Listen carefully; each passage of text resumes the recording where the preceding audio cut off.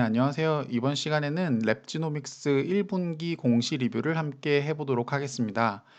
1분기 공시를 제가 검토해 본 결과 결론부터 먼저 말씀드리면 일단 저는 중립 의견을 내고 싶습니다. 좋게 볼 면도 충분히 있지만 아직은 불안한 면도 충분히 있어요. 그래서 이번 시간에는 같이 1분기 공시 리뷰를 하면서 제가 왜 그렇게 생각했는지를 말씀드리려고 하고요.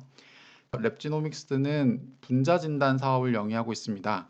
분자 진단 사업은 제가 이전에 올렸던 시즌 영상에서 자세하게 설명을 해놨으니까요. 지금 우측 상단에 보이시는 영상을 참고하시면 분자 진단 사업을 이해하시는데 도움이 될 거라고 생각합니다.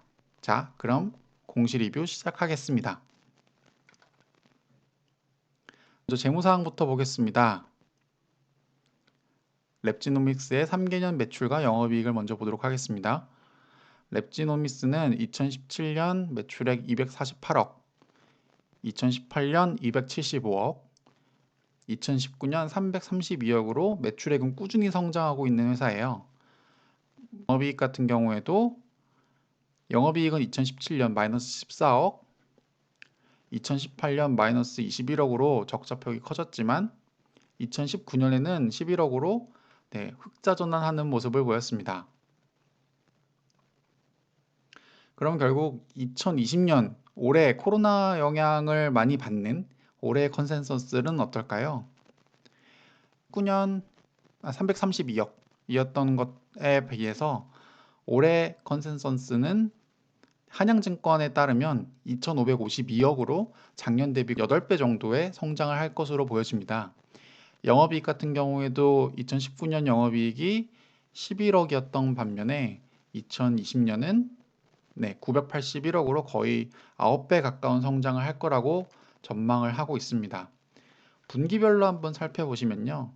작년 3Q가 84억, 19년 4Q 94억, 올해 1Q는 119억으로 상승하는 모습을 보여줬었는데요.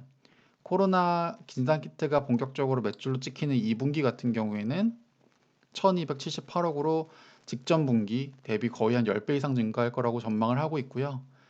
다음 분기부터는 아무래도 매출폭이 조금씩 하락하는 모습을 보여줄 거라고 한양증권에서는 예상을 하고 있어요.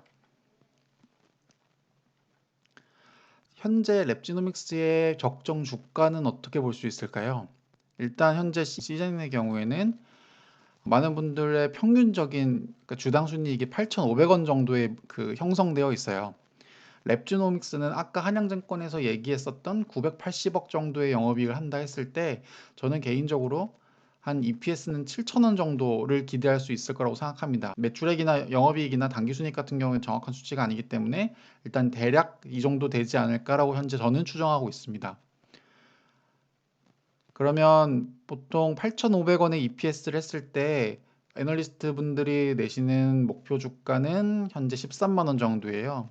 거의 펄을 15배 정도 준다고 볼 수 있는데 랩지노믹스가 같은 펄을 받는다고 했을 때 랩지노믹스의 적정 주가는 10만 5천 원 정도가 될 거라고 생각합니다. 지금 랩지노믹스 주가가 한 2만 3천 원 정도인 거에 비하면 아직도 5배가 더 높은 건데요. 그렇기 때문에 사실 정확하게 지금 현재 레포트를 쓰기가 되게 어려운 게 아닌가 싶어요. 그리고 이 주가는 어디까지나 시즌의 펄을 참고해서 나온 숫자라는 것을 한 번 더 생각해 보시면 좋을 것 같습니다. 지금까지 재무제표 관련된 상황을 살펴봤고요. 비재무 사항을 한번 살펴보겠습니다. 최근 관련 기사를 보면 벤처 시장에 굉장히 관심이 있어 보여요. 최근에 코로나 진단키트로 뜨거운 관심을 받는 와중에서도 랩지노믹스는 미래 성장 동력 확보를 위해서 바이오 벤처 투자에 눈을 돌리고 있습니다. 그래서 적극적인 M&A라든지 적극적인 과감한 투자 등을 할 것이라는 것을 대놓고 선포를 하고 있는데 이런 것들이 과연 어떤 결과를 갖고 올지는 조금 더 지켜봐야 될 것 같고요. 최근에 또 코로나 키트 관련해서는 계속 얘기가 나왔었습니다. 그래서 뭐 미국에서도 러브콜을 받고 있고 캐나다, 호주, 일본, 스페인 등 여러 나라에서 진단 키트를 받기 위해서 노력하고 있다는 기사가 나왔었는데 이 기사가 3월 중순쯤 나왔던 기사거든요.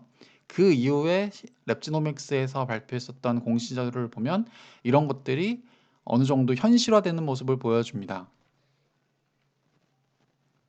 단일 판매 공급 계약은 보시면은 34억 원 정도의 지멘스 헬시니어스 인도법인으로 나가는 매출이고요. 계약 기간은 3월부터 7월까지로 2분기 안에는 모든 매출이 잡힐 것으로 보여집니다.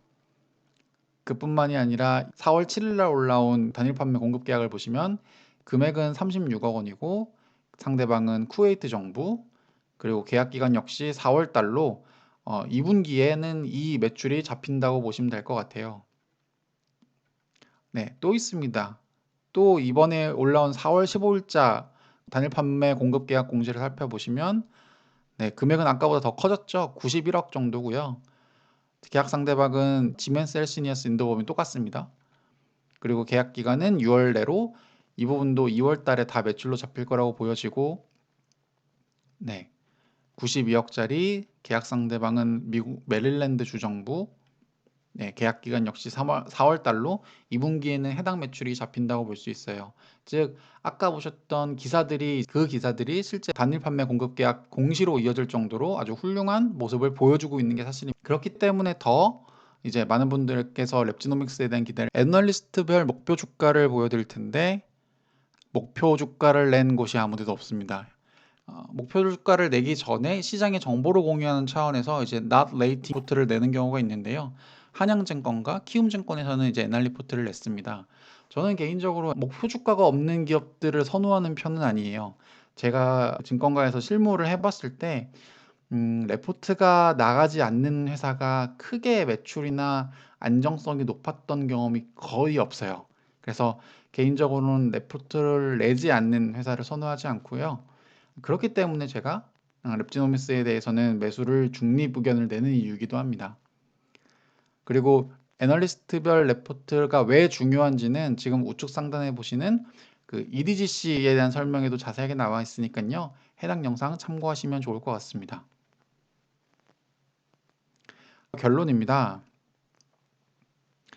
랩지노믹스에 대한 투자는요, 일단 성공적인 레퍼런스를 북미 시장이랑 인도 시장에서 보여주고 있다는 것은 분명 긍정적인 내용이라고 보여집니다.